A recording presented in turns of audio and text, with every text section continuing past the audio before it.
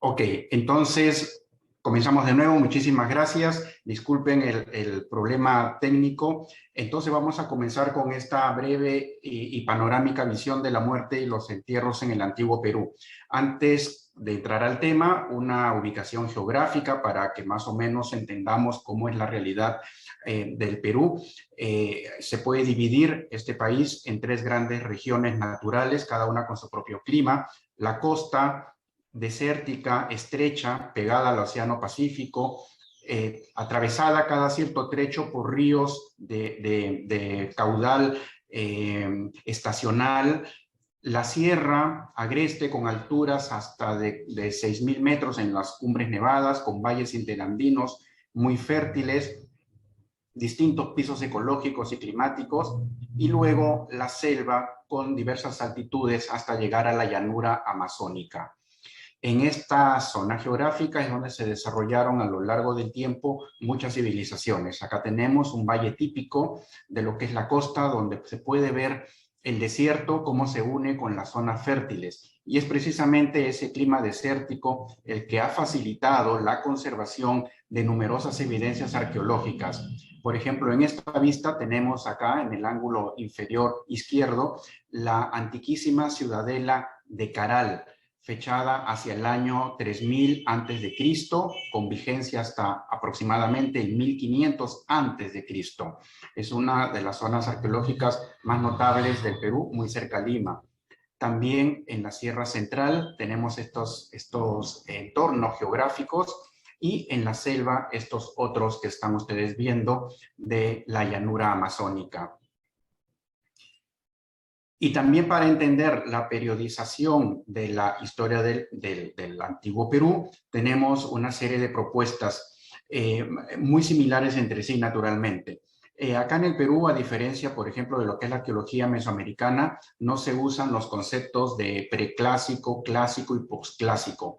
Aquí los arqueólogos han ido dividiendo la trayectoria histórica en una serie de periodos y fases. Como podemos ver en estos gráficos, desde los primeros hombres que traían una cultura lítica de caza y recolección hasta el imperio incaico, que es el culmen y es la culminación de todo un desarrollo evolutivo de varios miles de años. Siempre se dice que el Perú es el país de los incas, pero en realidad los incas del Tahuantinsuyo, los quechuas del Cusco, solamente representan los últimos 150 años de una evolución varias veces milenaria. Estos periodos, estos grandes horizontes que recuerdan un poco a la periodificación del Egipto antiguo en reinos y en intermedios, representan la evolución cultural.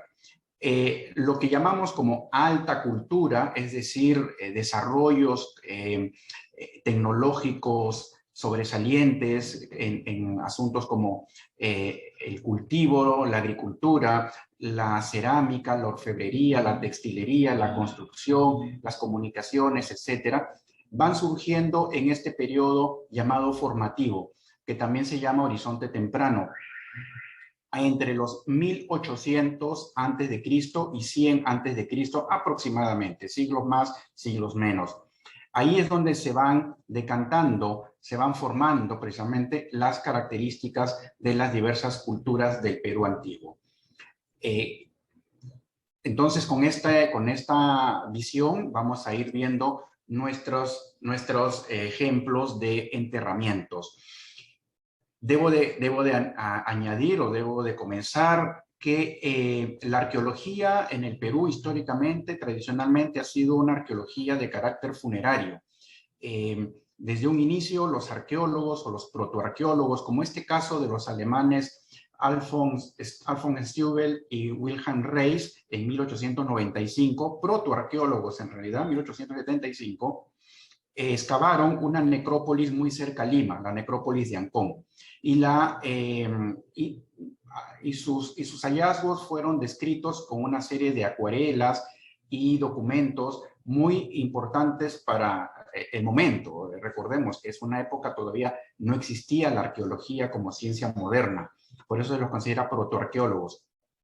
Y lo que ellos descubren en estas necrópolis de Ancón son precisamente eso, son tumbas que excavan y de las cuales obtienen toda una serie de bienes culturales, como por ejemplo cerámica, textilería, etcétera. Piezas que fueron llevadas a Alemania, ¿no? Nada de esto quedó en el Perú porque, bueno, en el siglo XIX más o menos esa era la mecánica, excavar para llevar a otro país. Años después, igualmente, otro alemán, Max Uhle, excavó en Pachacamac, también muy cerca a Lima, un cementerio y obtuvo una serie de tumbas de personajes aparentemente de élite, con grandes fardos funerarios, ajuares funerarios muy ricos, que, como ustedes pueden ver, a pesar de haber transcurrido varios cientos de años desde su enterramiento, se encontraban todavía en bastante buen estado de conservación. Tenemos aquí en la vista, en esta foto de época en blanco y negro, dos fardos funerarios excavados por Uhle, que adoptan la forma del fardo funerario típico del horizonte medio hacia adelante. Un fardo funerario con falsa cabeza, como la podemos ver acá, ¿no? Son estas prótesis que tiene el fardo, que no lleva naturalmente dentro el cráneo o la cabeza del difunto. Es una almohadilla cubierta por una máscara para antropomorfizar todo el paquete funerario. Estos paquetes funerarios o fardos funerarios están conformados por una serie de capas de telas, rellenos de algodón, hojas, que incluyen adentro una serie de ofrendas, comida, cerámica, piezas de orfebrería, animales también, e incluso muchas veces otros difuntos, otros muertos, a manera de ofrenda dentro del fardo. El estado de conservación que ustedes pueden ver se debe a la sequedad de la costa peruana, a la sequedad del desierto, donde casi nunca llueve, como pueden ver ustedes en el entorno de esta excavación, que es el sitio arqueológico de Pachacamac, muy cerca a Lima, 35, 30 kilómetros al sur de la capital, virtualmente ya dentro de la ciudad de Lima. Entonces, estas son las excavaciones de aquellos primeros arqueólogos que se interesaron por las antiguas culturas del Perú. Los rituales funerarios y el culto a los muertos, el respeto al cadáver, el respeto a la persona que ya pasó y el cuidado en su procesamiento no es nuevo en el ser humano. Eso nos acompaña virtualmente desde que el hombre es hombre. Incluso se han encontrado tumbas de neandertals ya en Europa, no estamos hablando de allá, de neandertals que muestran evidencias de algún tipo de ritual funerario. Eso naturalmente ya se hace más evidente con el Homo sapiens sapiens, y todo ese bagaje cultural llegó acá con los primeros pobladores. Entonces tenemos de aquella época muy, muy arcaica ejemplos de entierros también excavados fundamentalmente en la costa, de sociedades todavía de agricultura incipiente, lo que se llaman los horticultores, que solían enterrar a sus difuntos muchas veces bajo el piso de las cabañas o chozas que eran sus casas, envueltos, o mejor dicho, enterrados con un ajuar funerario muy, muy exiguo. Recordemos que estas épocas tan antiguas todavía no existía la cerámica, no existía la metalurgia, tampoco existía la textilería, pero ya tenían menaje, por llamarlo así, de calabazas secas, lo que llamamos mates, ¿no? Calabazas secas. Tenían pieles de animales como vicuñas o alpacas que les servían de abrigo, y también tejían esteras y otros elementos. Acá tenemos dos ejemplos de esos entierros muy, muy antiguos, muy, muy arcaicos, de ese periodo, aproximadamente entre el 6000 y 4000 antes de Cristo. Ya debemos esperar más adelante, cuando ya se desarrollan las altas culturas que ya tenían conocimiento de textilería telar, de cerámica cocida al fuego, de metalurgia, orfebrería, etcétera, con redes de comercio muy importantes, porque, por ejemplo, en estas tumbas costeñas se encuentran ofrendas de plumas de guacamayos y de loros que son de la Amazonía. Incluso en otros momentos se encuentran ofrendas que incluyen piezas como lapislázuli, que viene desde Chile, la actual Chile. Entonces, estas tumbas muestran las intensas redes comerciales que había entre los Andes centrales y otras regiones alejadas, como también veremos más adelante con el caso del Spondylus. Y una de estas culturas ya francamente desarrollada es la cultura Paracas, que se desarrolló en la costa centro-sur del Perú entre los años 700 a.C. y 200 después de Cristo. Y precisamente esta cultura Paracas se descubrió a partir de sus enterramientos.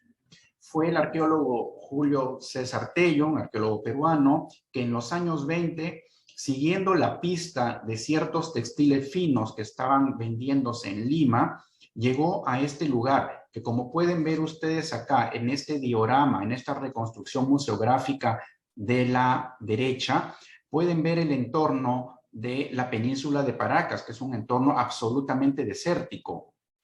Llegó ahí y descubrió estos cementerios, estas necrópolis, y que por la forma que tienen los diversos conjuntos funerarios, Tello definió a un tipo como cavernas, que son estas tumbas cavadas en la tierra a manera de una botella, tumbas colectivas, y al otro tipo la llamó necrópolis, porque le recordaba una población con casas y estructuras, ¿no?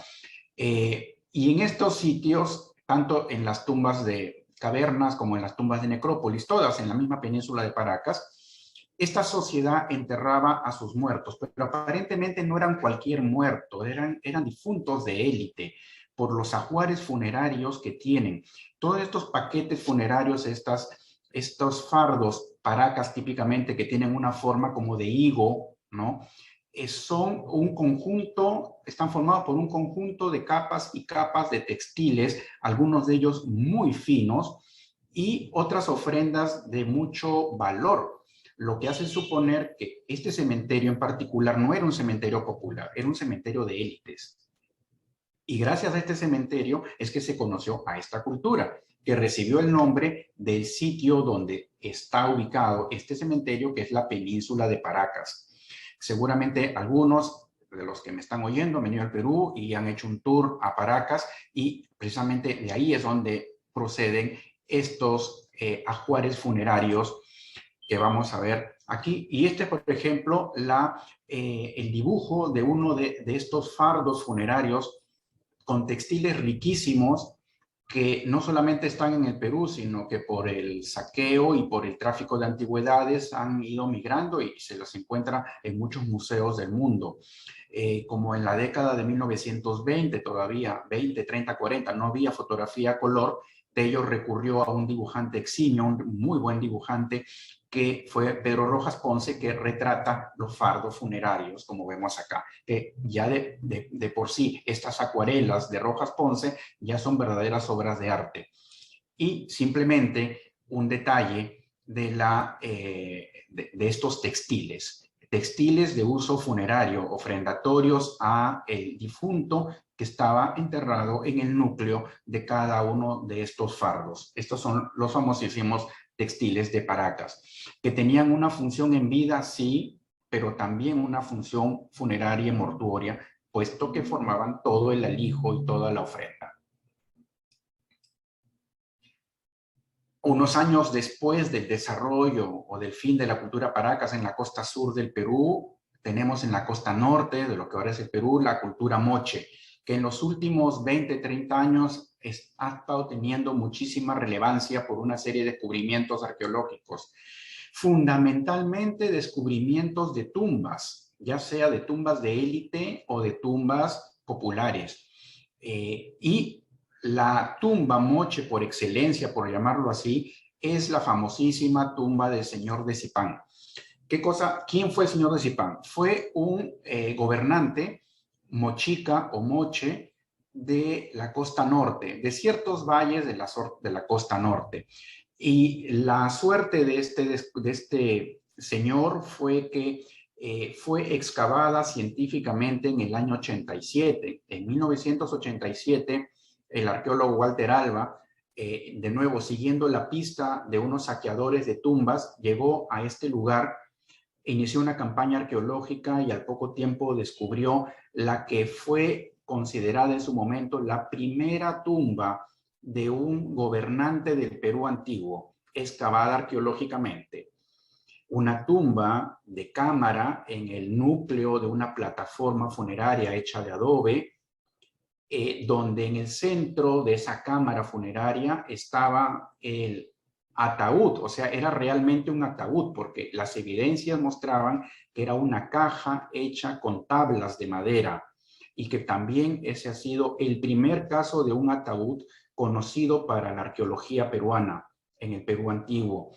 No solamente el Señor estaba en el centro, rodeado de una serie de ofrendas que fueron sus implementos y sus emblemas de poder y de rango, sino una serie de acompañantes, por lo menos media docena de acompañantes entre hombres y mujeres que fueron posiblemente sacrificados al momento del entierro de este señor.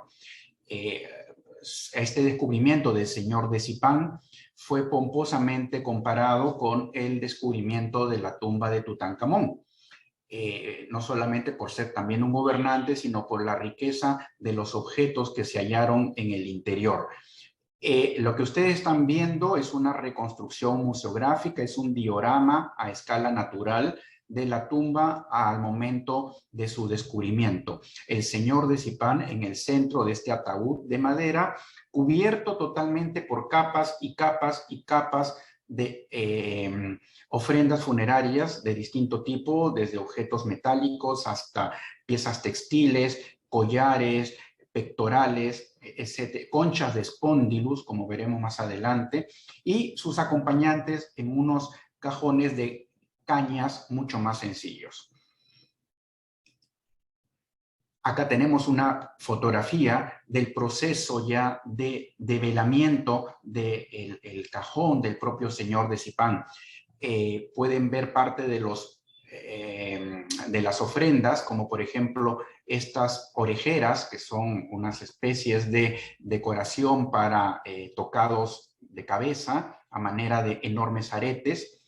Y acá pueden ver en la parte superior apenas se puede ver algo del cráneo totalmente fracturado, y a lo largo pueden ver acá, por ejemplo, vértebras y los huesos del brazo, del antebrazo, la pelvis, muy astillado todo, y los huesos de las piernas aquí. Este señor de Zipán, por las condiciones de la costa norte, que son un poco más húmedas que la costa central y costa sur, todo lo que era la osamenta estaba totalmente astillada, salvo los huesos más grandes que se encontraban en mejor estado. Y todos los restos orgánicos como telas y otros ya habían virtualmente desaparecido. Porque, repito, este sector de la costa norte es un poco más húmedo, pero de todas maneras se logró excavar esta tumba fabulosa cuyos todos los elementos, todos los objetos encontrados, no solamente en esta tumba del señor de Zipán, sino en los otros señores que posteriormente se descubrieron, están hoy día en el Museo Tumbas Reales de Zipán en Lambayeque, que es una zona relativamente cercana al lugar del descubrimiento propiamente dicho.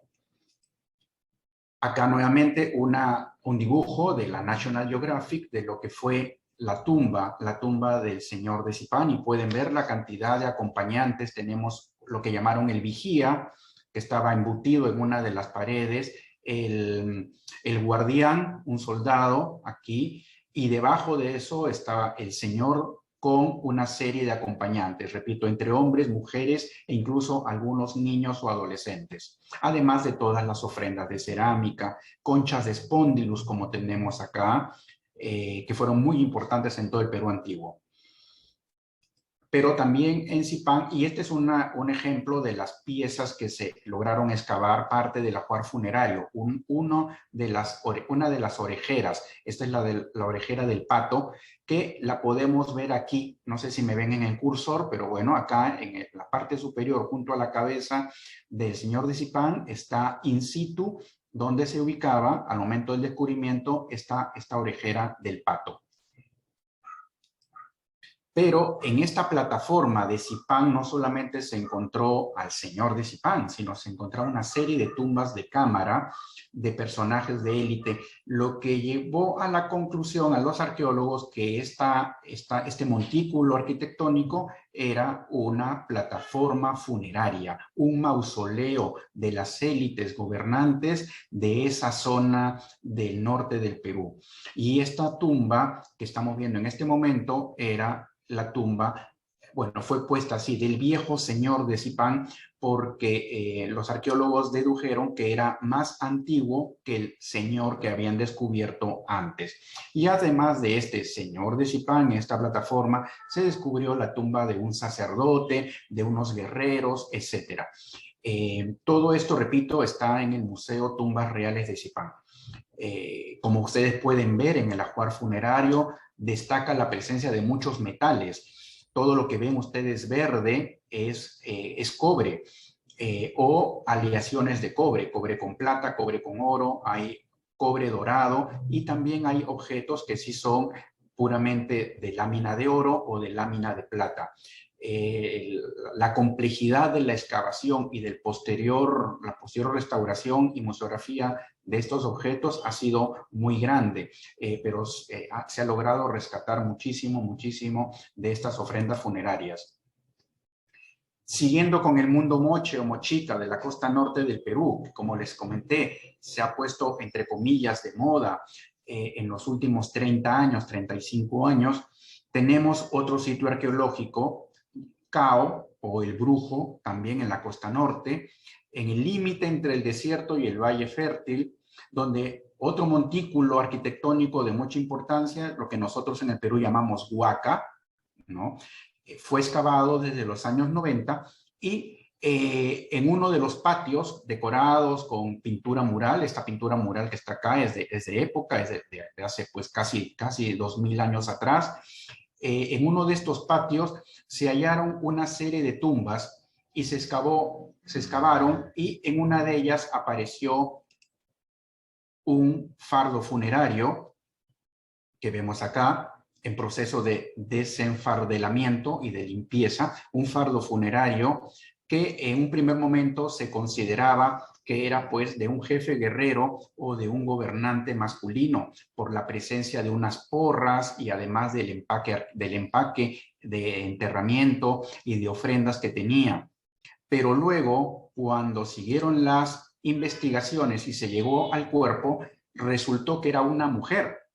Y se le puso inmediatamente el nombre de la señora de Cao o la dama de Cao, por el sitio donde se encontró. El cuerpo se descubrió en el núcleo de este fardo que les acabo de mostrar hace un momento, en bastante buen estado de conservación, incluso con la piel reseca, los músculos secos pegados a los huesos, sin evidencias de una notable putrefacción. Una de las interpretaciones de esta conservación es que uno estaba a muy buen cobijo en esa plataforma funeraria, en un lugar donde estaba bien protegida de las eventuales lluvias que suelen caer en la costa norte. Acuérdense el fenómeno del Niño, que afecta muchísimo el norte del Perú. Y además porque se descubrió que el cuerpo estaba cubierto con cinabrio. El cinabrio es una sustancia que es tóxica, pero también es bactericida. Entonces es posible que este polvo rojo, este cinabrio, haya ayudado a la conservación del cuerpo. Una conservación que incluso permite ver los tatuajes que tenía la señora de Cao en los brazos y antebrazos. Igualmente, este descubrimiento arqueológico también tiene su propio museo que está al pie de la Huaca Cao o Huaca El Brujo en el norte del Perú, o a unos cuantos kilómetros al norte de la ciudad de Trujillo. Ahí está tanto la Dama de Cao en un espacio muy reservado, a la cual no se la puede ver directamente, sino a través del reflejo de un espejo. Está como en un lugar muy, muy discreto, muy apartado, como una forma de respeto al cuerpo, a la persona que fue, sobre todo teniendo en cuenta estas últimas, digamos, corrientes que hay sobre lo impropio de estar exhibiendo restos humanos en museos. De todas maneras, ella está ahí a buen recaudo, con un ambiente y una temperatura controlada y una humedad controlada, y se la puede visitar junto con todo su ajuar funerario. Pero el norte del Perú y la cultura mochica, sobre todo a lo largo de estos 20 últimos años o 30 últimos años, desde la década del 90, todo el 2000 hasta estos últimos años, ha dado una serie de sorpresas. Y siempre o generalmente son enterramientos, son tumbas de élite que se han ido descubriendo. En los años 90 se excavó otro sitio arqueológico llamado San José de Moro, y ahí en otro cementerio de élite que no es una plataforma funeraria, sino son entierros directamente en el suelo, en la arena. Se descubrió una serie de tumbas, comenzando con esta que estamos viendo en la diapositiva, que de nuevo, cuando se va a hacer el análisis de los restos óseos, se llegó a la conclusión de que se trataba también de mujeres de élite, pero posiblemente asociadas no a la gobernanza, no al gobierno de una región, sino a aspectos más bien litúrgicos, religiosos. Por eso se las ha llamado las sacerdotisas. Igualmente, unas tumbas de cámara, como están viendo ustedes, en el centro estaba el gran paquete funerario, paquete que en este caso particular de esta tumba de una de las sacerdotisas de Moro, estaba cubierto el paquete adornado por planchas de cobre que representaban piernas con sus pies, la cara o cabeza, los brazos y estos elementos que son los tocados que iban en la cabeza. De tal manera que el paquete funerario se antropomorfizaba, se le daba un aspecto de humano, de persona, con la colocación de estas planchas metálicas. Y también rodeado el paquete funerario de una serie de ofrendas de cerámica, cerámica más fina, cerámica más burda, conchas de espóndilus, maquetas, etc. Y no solamente se descubrió una, sino se han ido descubriendo una serie de tumbas de cámara, como la que vemos acá en el lado derecho, con esta presencia de estas mujeres de élite, algunas de ellas rodeadas también de acompañantes, es decir, posibles asistentes sacrificadas, porque son mujeres, al momento del entierro de esta señora, que repito, la interpretación es que se trataban de sacerdotisas. Y hasta el año 2013 incluso se han venido descubriendo más de estos entierros de mujeres de élite en este sitio de San José de Moro. Acá vemos otro entierro igualmente con lo que fue el fardo funerario cubierto de planchas de cobre, con cabeza postiza o cara o una especie de máscara funeraria como para antropomorfizar dicho fardo funerario. Todo esto es costa norte. Acá también tenemos otra vista de otras de estas señoras, de estas sacerdotisas de la liturgia moche.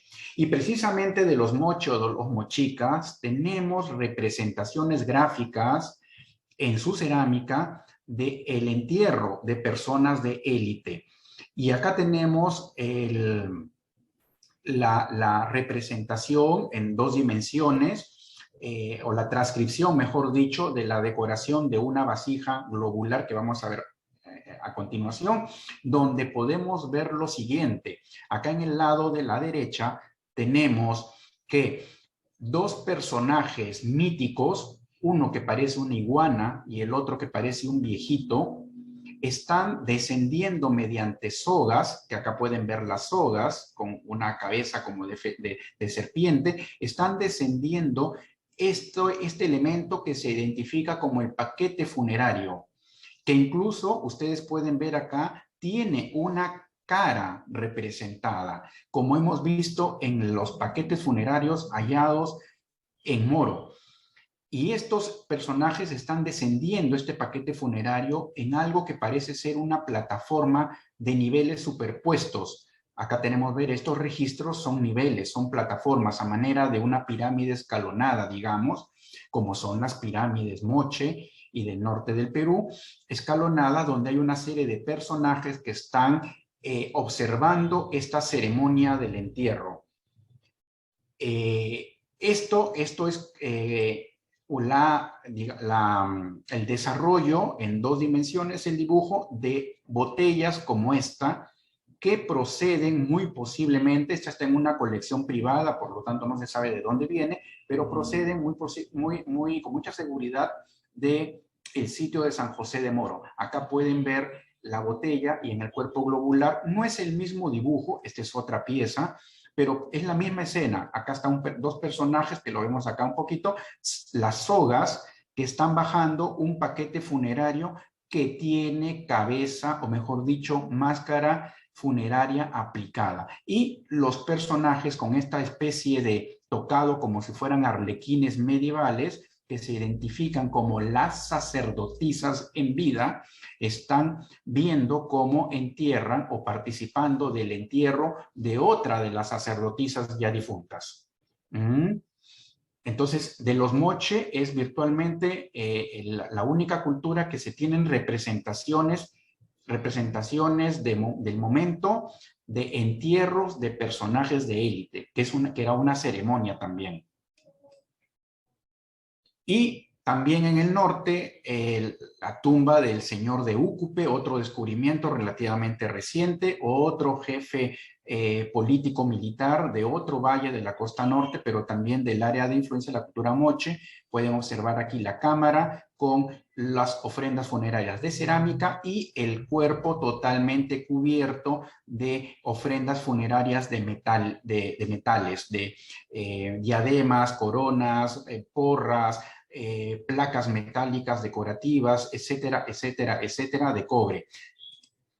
Y que acá vamos a ver el mismo entierro cuando ya está más limpio, estos elementos decorativos, ¿no? Que son parte de los emblemas de poder y rango del personaje enterrado aquí.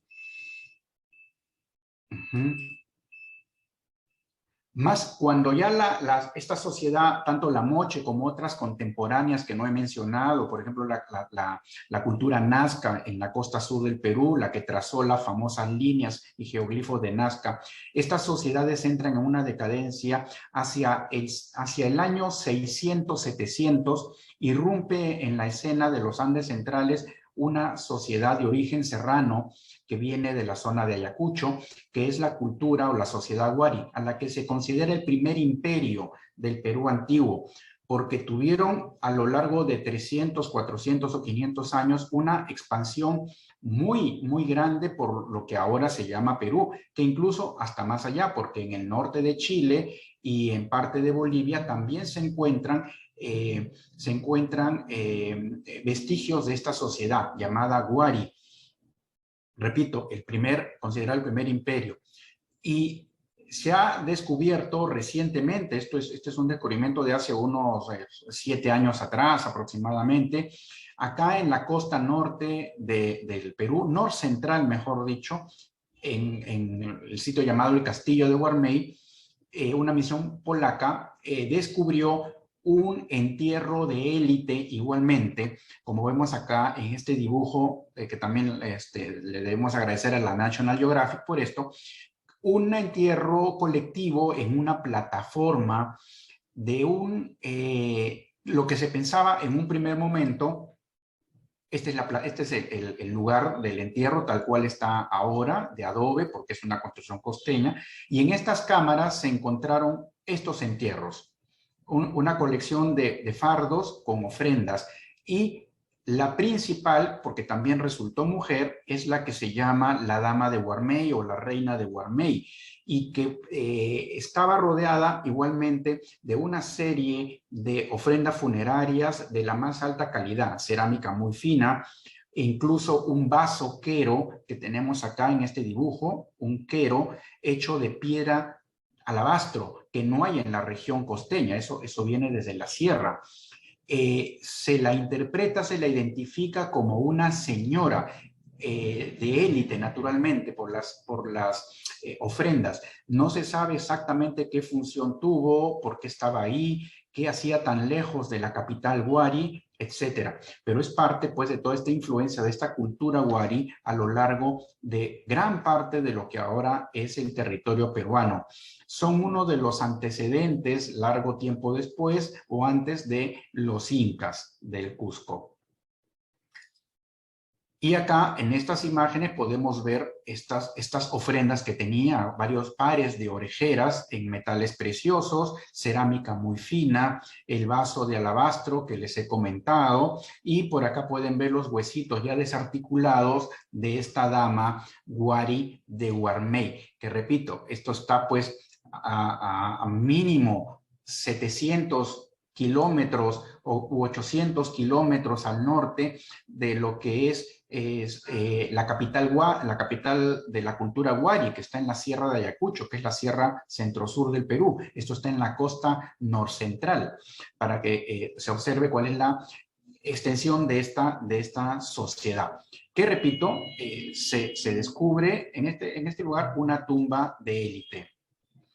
Y los Wari, repito, no solamente pues se centraron en su zona nuclear originaria de Ayacucho, sino que se expandieron por el Perú, naturalmente pasaron por lo que ahora es la ciudad de Lima, donde hay presencia Wari, tanto en el sitio de Pachacama, como vimos en esa foto antigua en blanco y negro de Max Zule, como también descubrimientos muy recientes en la misma ciudad de Lima, en Miraflores. De repente alguno que ha venido acá al Perú ha visitado Miraflores. En Miraflores hay un sitio arqueológico que se llama Huaca Pugliana, y en esta Huaca Pugliana se han descubierto enterramientos intrusivos de la cultura Wari. Lo mismo, utilizando una estructura ya abandonada, mucho más antigua que la época Wari, esta sociedad foránea la utilizó como cementerio.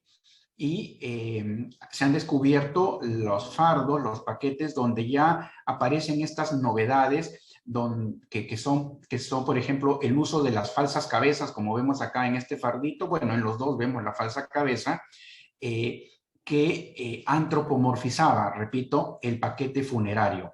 Generalmente en estos paquetes funerarios el difunto va en posición fetal, en cuclillas y en posición fetal, amarrado y cubierto por una serie de capas de ofrendas textiles. Y en la misma Huaca Pugliana se descubrió otro entierro intrusivo Wari, la llamada dama o señora de la máscara, que es esta, y que la falsa cabeza está adornada por una máscara tallada en madera, y las incrustaciones de los ojos, la pupila, es de lapislázuli, lo que muestra digamos, el comercio a largas distancias, porque la única mina de lapislázuli en Sudamérica está en lo que ahora es Chile. Entonces, desde ahí llegaban estos artículos de lujo para satisfacer los requerimientos de las élites del Perú antiguo. Otras sociedades, otros lugares, otros climas, otros ambientes. Acá nos trasladamos hacia la sierra norte del Perú, más bien ya la sierra nororiental, la sierra que mira hacia la llanura amazónica. Es una sierra mucho más húmeda, es una sierra casi selvática, y ahí en esos valles, en esos montes, en esas colinas, en esos sitios se desarrolló una cultura llamada la cultura chachapoyas, que tenía unos hábitos funerarios muy peculiares, muy particulares.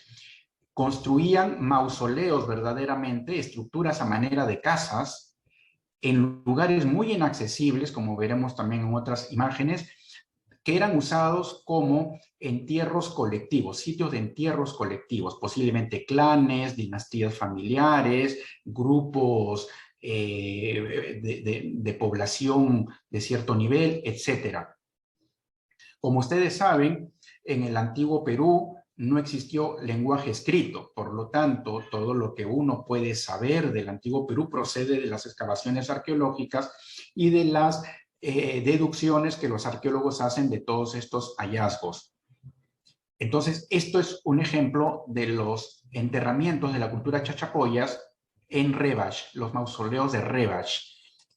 Y dentro de estos mausoleos, en algunos sitios se han ido descubriendo las momias, los paquetes funerarios, con las momias en un muy buen estado de conservación debido a que estaban protegidas bastante estas momias del intemperismo en el centro, dentro de estos mausoleos, que además es un sitio que es seco y frío.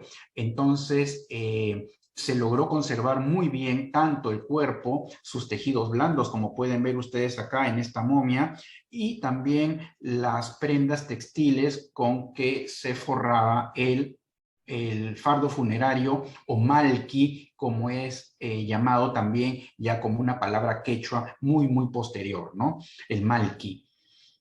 Actualmente hay un museo en esta zona de Chachapoyas, el Museo de Leimebamba, que alberga a estas momias que tuvieron que ser retiradas de un cementerio llamado de la Laguna de los Cóndores, porque estaban en peligro de ser saqueados estos mausoleos y estas tumbas chachapoyas. Entonces se decidió el retiro de todo el material arqueológico y su traslación a un museo. Y acá tenemos otra vista de esta zona de Chachapoyas, con esta orografía accidentada, donde se encuentran otros conjuntos funerarios, en este caso los sarcófagos de Carajía. Pero ¿dónde están en esta imagen los sarcófagos? Ahí. Pueden verlos en una pequeña repisa en medio del acantilado, en un sitio muy inaccesible, los llamados así sarcófagos, porque estos adoptan otra forma, que la tenemos aquí, que es la de unas especies de conos hechos de maderas y de arcilla, con una máscara funeraria también en la punta, donde en el interior se ubicaban los malquis o las momias. Estos son los sarcófagos de Carajía, que hay otros campos, o mejor dicho, otros riscos donde hay otra serie de sarcófagos, pero estos son de los más conocidos. Cultura Chachapoyas. Igualmente, más o menos contemporáneos con los chachapoyas, ya entrando en una etapa ya un poco más terminal de la época prehispánica del Perú, tenemos la sociedad chimú, el gran reino de los chimú que señorearon toda la costa norte y norcentral del Perú durante varios siglos. Estos señores chimú que vivían espléndidamente en grandes palacios, que a su muerte se convertían en mausoleos donde el difunto era conservado y venerado permanentemente. De esta sociedad han llegado estas maquetas, que son unas representaciones del culto a los muertos. Acá podemos ver en esta maqueta, Chimú, desde los siglos XII al XV aproximadamente, vemos uno de los patios, de los grandes patios que todavía se pueden ver en el sitio arqueológico de Chanchán, que fue la capital del reino Chimú. Estos grandes patios ceremoniales servían, según esta maqueta, para las honras fúnebres de los antiguos señores chimú, pero honras fúnebres permanentes, no solamente en el momento de su entierro. Y pueden ver aquí atrás, en este espacio, en esta especie de reservado, pueden ver las cabecitas de otros dos malquis o momias que están, entre comillas, ahí guardados, depositados en un santuario interior y que, según la interpretación de esta maqueta, repito, que son interpretaciones arqueológicas, eran eventualmente sacadas estas momias, colocadas en un trono y ante las cuales se hacían una serie de ceremonias y de ofrecimientos y de ofrendas y de fiestas. Es el culto de los ancestros. Y también Chimú es esta otra maqueta o dos maquetas que representan un traslado de un paquete funerario, como es la interpretación arqueológica, que este bulto que está acá no es una litera para un vivo, sino es un bulto cerrado para un difunto.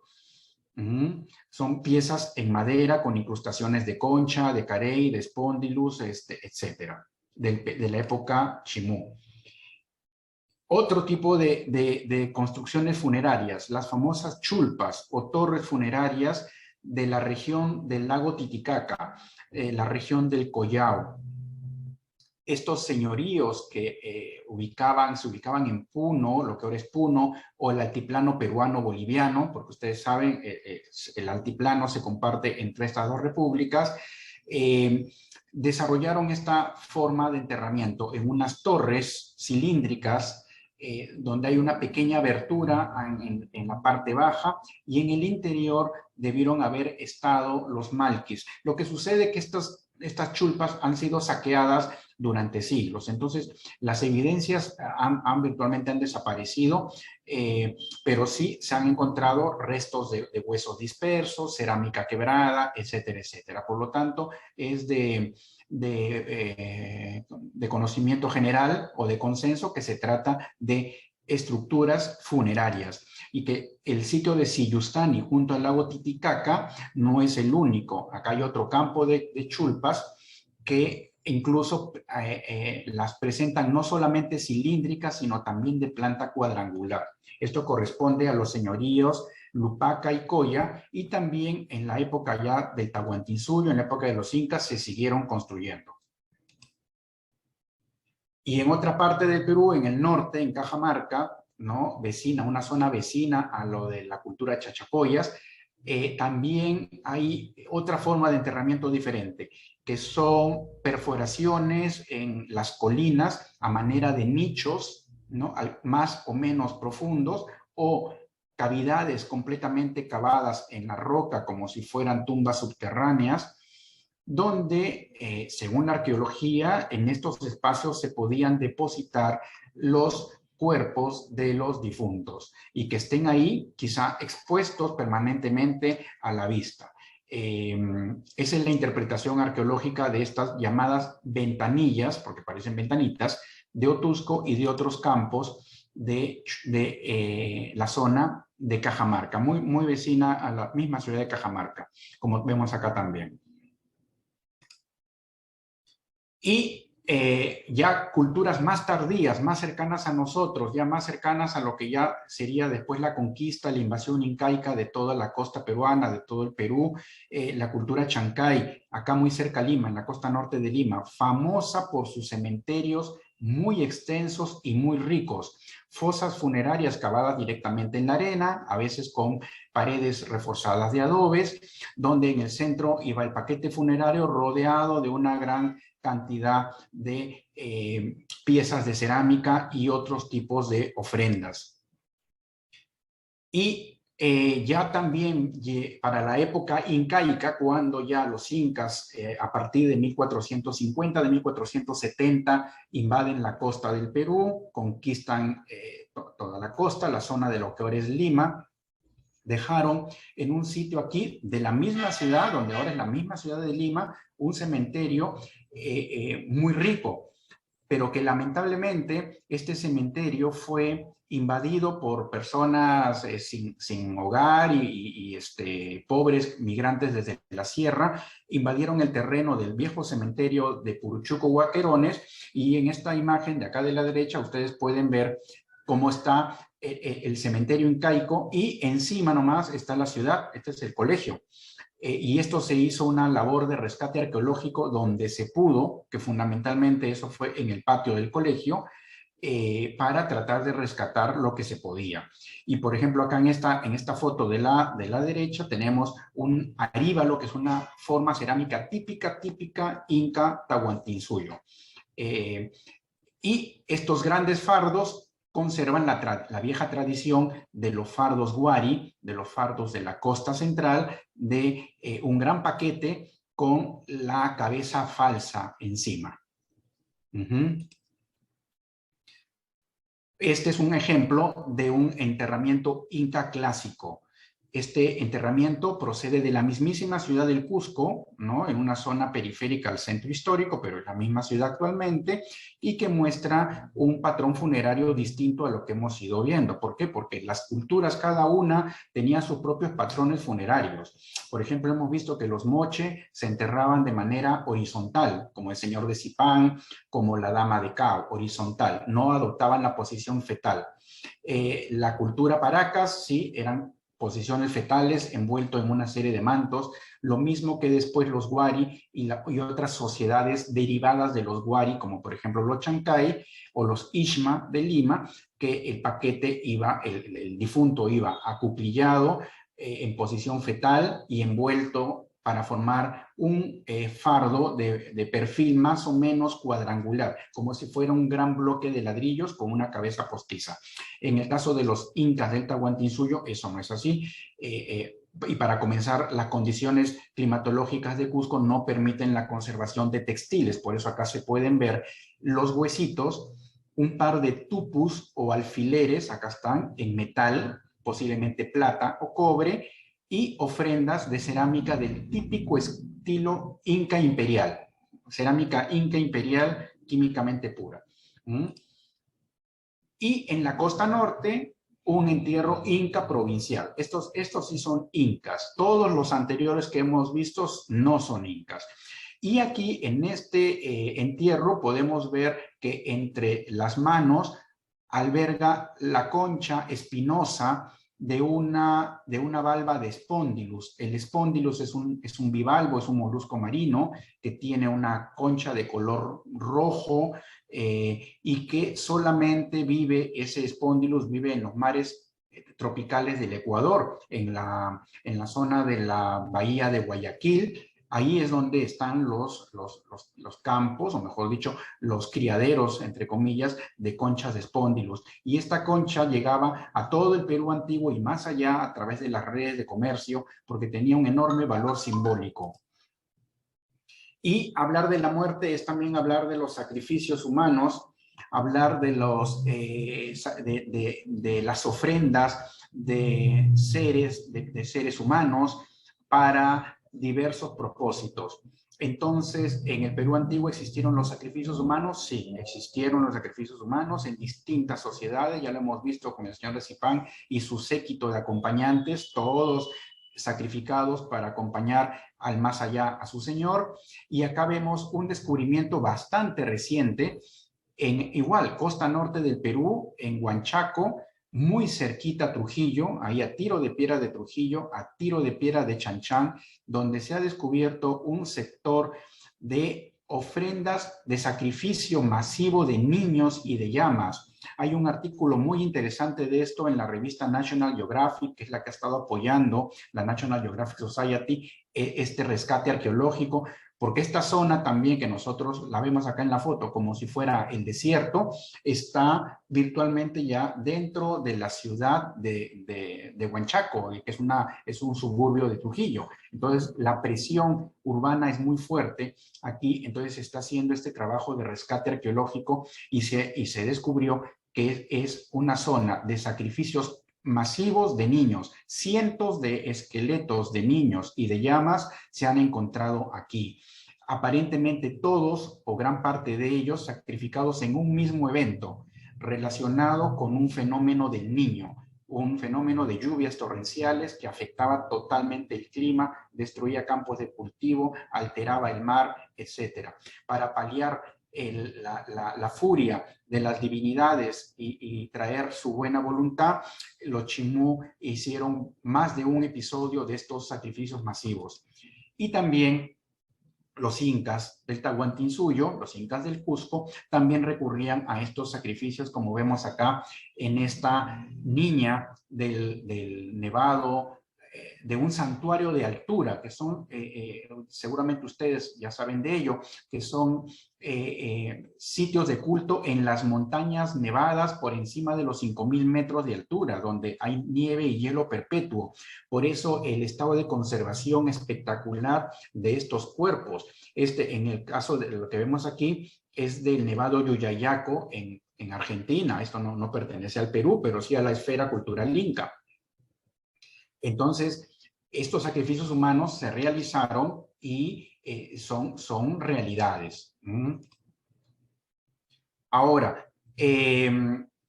muchos descubrimientos han ido haciendo últimamente. Como les comentaba, a veces uno excava en algún lugar para hacer una zanja, para hacer un cimiento y sale un entierro. Y eso es lo que está sucediendo ahora con el tendido de redes de gas natural. Afortunadamente la empresa, y debo de reconocerlo y hasta cierto punto alabarla, la empresa Cálida, que es la que pone las tuberías de gas natural, tiene un programa de rescate arqueológico. Entonces ellos van abriendo las zanjas para poner los tubos y hay un equipo de arqueólogos que va inspeccionando y cada vez que encuentran alguna evidencia paran la obra y hacen el rescate arqueológico. Y este es uno de los últimos, este es de hace unos pocos meses, en una zona bastante periférica al sur de Lima, que es Chilca, donde se encontró esta tumba colectiva con una serie de farditos funerarios, ofrendas bastante sencillas, ¿no? Tenemos calabazas secas que sirven de platos, o sea, mates, instrumentos musicales, algunas piezas de cerámica, muchas corontas de maíz, y los fardos funerarios, ¿no? Con telas bastante sencillas. Son entierros más populares. Y como este, hay otros casos, como estamos viendo aquí, por ejemplo, de diversos periodos históricos y muchísimos de ellos bajo el mismo piso de nuestras ciudades. ¿Y por qué? Porque la problemática, y esto ya para ir acabando, la problemática de los cementerios prehispánicos es muy grande y muy compleja. Por un lado, tenemos la presión urbana del desarrollo y crecimiento de las ciudades, que se acerca y se superpone a los sitios arqueológicos y los destruye. Como por ejemplo, este es el caso que les mencioné hace un momento, del sitio de Huaquerones, de Puruchuco Huaquerones, donde sobre un extensísimo y rico, debo decir, y rico cementerio inca, se asentó un pueblo joven, una barriada, una villa miseria, como la quieran llamar, se asentó una barriada. Nadie se preocupó en que esto era un sitio arqueológico, la barriada se asentó, se estabilizó y ya es imposible removerlos. Entonces, debajo de estas casas, debajo de estas pistas, debajo de estas calles, continúa el cementerio y con todo el patrimonio arqueológico ahí abajo deteriorándose o siendo destruido simplemente. Y este rescate arqueológico se hizo hace bastantes años, casi ya 20 años atrás, en el patio del colegio, como ya les comenté. Y acá pueden ver, por ejemplo, los paquetes funerarios, ¿no? Los fardos, acá hay uno, acá hay otro, acá hay otro, acá habían otros que han sido ya retirados, las ofrendas de cerámica, algunas piezas de cerámica muy finas, etcétera. Y otro problema que hay, además de la presión urbana y de la expansión también agrícola, que se come sitios arqueológicos, está el centenario huaqueo. El huaqueo es, como llamamos acá en el Perú, a la profanación de tumbas prehispánicas para extraer los objetos, las piezas de cerámica, textiles, o si se encuentra algo metálico valioso, mejor todavía. ¿Pero qué causa el huaqueo? Una enorme destrucción, enorme, enorme, enorme, porque los huaqueros no trabajan con la delicadeza de un arqueólogo. Ellos abren las tumbas y tienen que vaciarla en unas horas. Y rompen todo, destruyen, lo que no les interesa lo botan, lo quiebran, y tenemos ejemplos tan tristes como este cementerio huaqueado, que esta foto es mía, lo visité hace unos años, no sé en qué estado se encontrará ahora, seguramente peor, y que es una gran pérdida para el patrimonio arqueológico. El asunto es que hay tantísimo que es difícil rescatar todo. Entonces, aquí les dejo algunos videos que he encontrado en la red que les pueden dar alguna información más sobre estos descubrimientos. Ahí la pueden copiar ustedes, el señor de Úcupe, y dos documentales de la National Geographic, creo, del canal de la National Geographic, que trata sobre las momias. Y bien, entonces, María, te dejo el timón del barco ahora a ti para que veas lo que son las preguntas.